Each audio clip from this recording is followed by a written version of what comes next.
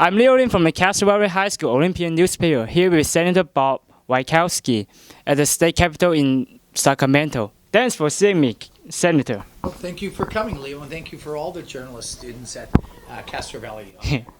I know you're a famous person, and what are you most proud of accomplishing in office? My best accomplishment? That's what I meant. That's a tough one. You know, I think I've done a lot of work on accessory dwelling units, which are little cottages that people build in the back or make housing changes or changes within their house so they can accommodate an apartment that it would do. And what I've done is streamline the rules and regulations that they have on those accessory dwelling units. I think throughout the state of California, not just in Castro Valley, I'm well known for that. Fabulous. Mm-hmm. How would you assess the state of our public schools? Better. I mean, I think it's the challenges that schools have, and that we have it all over the world, is that it's more difficult and different challenges that we have because we want to be inclusive. You take special needs students. We have lots of rules that we want to give a priority to special needs, versus 40 years ago, they weren't part of the public school system, or they were segregated out, and we didn't try to streamline it. Streamlining it costs a lot of money, and to make sure that they get the attention that they need. It's better off, but it's very, very expensive. I guess the other thing is just the physical situation with schools is that, today we build the schools, we have lots of requirements that makes, if we have an earthquake or we have something occurs, that we expect the schools to be standing, which we didn't do that 40, 50 years ago. I mean, we made a school, it was a good building, but it was new, but we didn't have this higher standing than you would have, let's say, for your apartment that was being built, and the list goes on with special things. So we're spending more for students now than we were when I first got elected for 10 years ago. So it's still not enough. Yeah. So you think there should be more improvement, right? Well, yes. I mean, I think it all goes back to 1978. I mean, 1978, the public passed Prop 13, and Prop 13. Limited the amount of taxes we can have on real property in order to pay for these services. If we were sitting here in 1977 and I went to Castro Valley High and they said, we need to replace that building, we need to upgrade this science lab, we need to do this, I would say, okay, how much is that going to cost? How many people live in Alameda County? And we're going to raise the property taxes so much for so many years, and then we're going to pay for those improvements. We worked backwards. We looked at our need that we have. Now we have Prop 13, which requires a 2/3 vote by the public in order to raise the property taxes. And your grandparents and your parents, everybody has their property tax, and they don't want to pay any more. It's often a selfish side is that your 5 kids were educated or 3 kids were educated, but now you don't want to have the new kids or the current kids educated. So putting that argument aside, what happens is that we do funding now based on what we think politically a parcel tax or a tax could do. So sometimes you raise $6 million, but you need $12 million. Right, so then you only get half of the stuff that you need done. So that's the challenge, and it's politicians don't like to talk about this structural problem that you have, but they want to talk of I need more, give me more. Yeah, I see. That makes sense. Okay, so I have another question. Is what should we do about the vaping epidemic? The vaping. Vaping epidemic. Well, lots is already being done with vaping. I mean, I think there's been municipalities have come up with rules to prohibit the sale of vaping devices there. The discussion is happening in the Capitol about doing that statewide, because often we let municipalities do what they want to do and prohibit that. It's every generation has different challenges that they have, whether it was marijuana, whether it was alcohol, whether it was methamphetamine.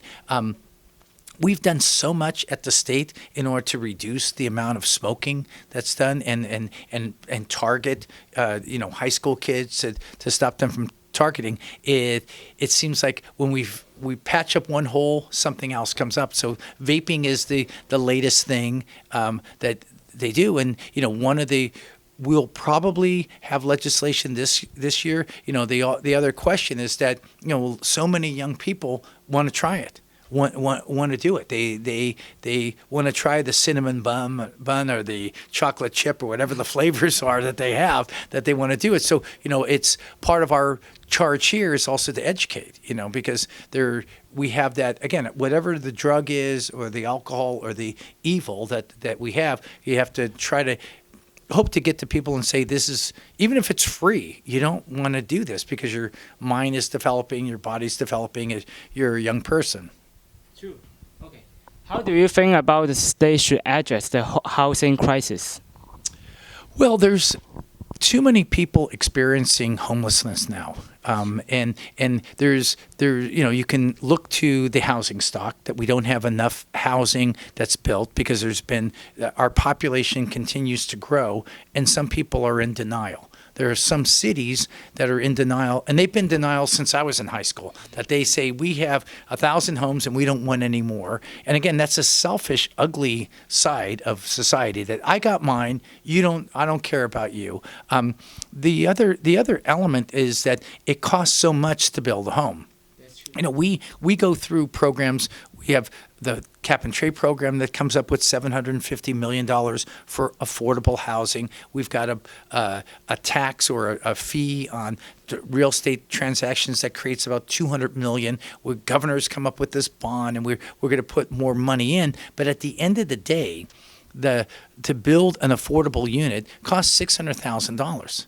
It's $600,000. That's a big an amount. And what we do is the advocates look to say, okay, let's find some property in Castro Valley. Let's build a 6-story, 100-unit building that's going to cost $60 million, right? That's at the end of the day, that's what it costs.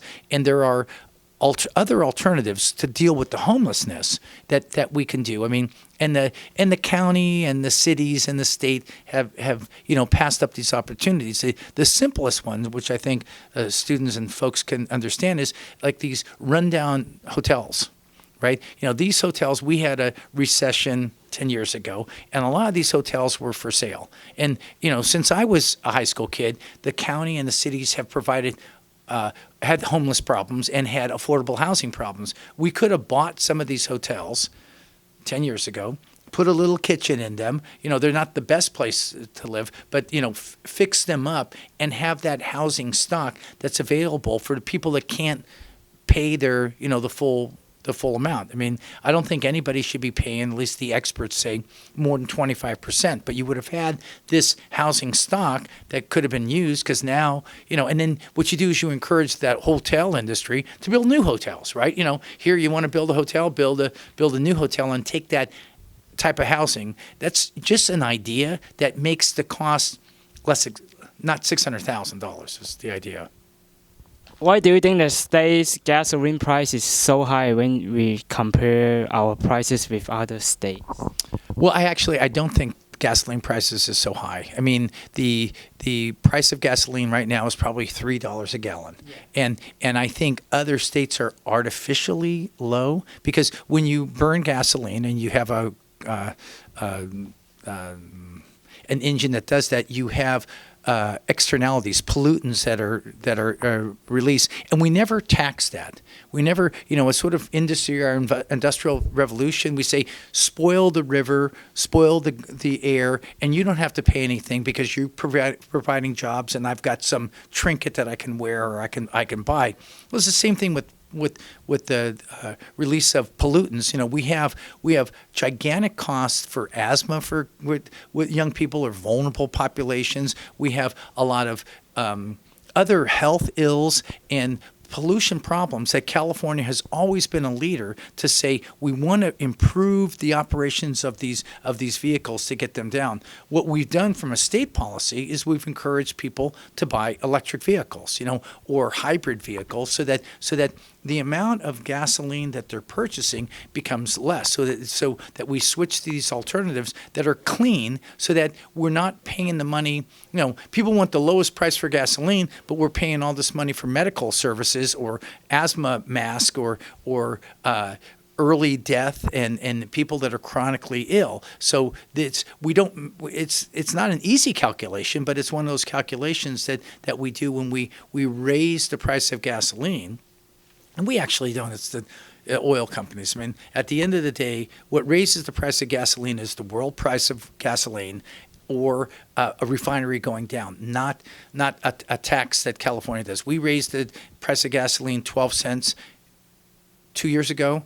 The price of gasoline is still $3. It hasn't. It goes up and down with other market factors, but it's not that. So this is one of these things that people think is a problem, but at the end of the day, when the experts do the analysis, they say, no, it's not. It's actually the price in Argentina and the Arab Peninsula. It's about the 2020 election. Like, do you think is it competitive for Trump to win another election, or what's your opinion? Oh, I think it's very competitive. I think it's a very special time for the electorate to have so many good candidates that are on the Democratic ticket right now that are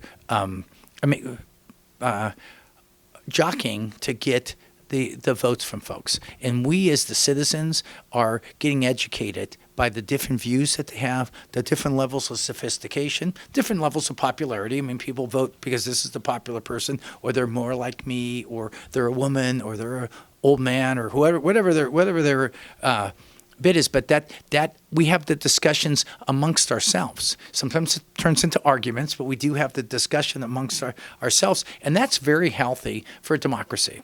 The discussion that people are engaged. You know, we're seeing now between now and March 3rd, Californians that are engaged in the discussions in the coffee houses and at their churches, with their family reunions, at birthday parties, wherever it is, about who they think is going to win, why they like this person over another, and that education can only be good for the democracy. So I'm eternally hopeful. It turns out well. I can see. Yes. There's a fun question. And now, what do you know about our hometown in the Bay Area, Castro Valley? Do you have any idea about the hometown, the Castro Valley? Yeah. Well, one of the things that makes Castro Valley a bit of an enigma is that you have 60,000 people that live there, and they're not a city. They're not a traditional city. They've had historically 2 times that they voted to become a city, but they're not a city. I happen to represent from Castro Valley to San Lorenzo, which is 130,000 people living in more or less a suburban or an urban environment that are not a city. That's the outlier in California. You know, most unincorporated areas are rural areas. I mean, historically, they've been rural areas. So, and most people want self-rule. I mean, that's sort of a concept that one learns, is that I'm here, I want these people to make decisions, but the people in this part of Alameda County don't have that self-rule, right? They don't. With self-rule comes responsibility. Usually it means payment. You know, if it means that you now have to pay for your police protection and your fire protection. You have to maintain your roads. It's not just the county. So that debate has gone on where we want to make the decisions, but we don't want the responsibility or the financial responsibility that the Haywards and the Livermores and the Fremonts have to do. So that debate goes on. You know, I want the local people to make the decision. As a state senator, I think it's helpful for me to provide information and to be part of the discussion, but ultimately it rests with the residents. There's a lot of information. Thank you very much for your time. I appreciate it. Okay. Thank you.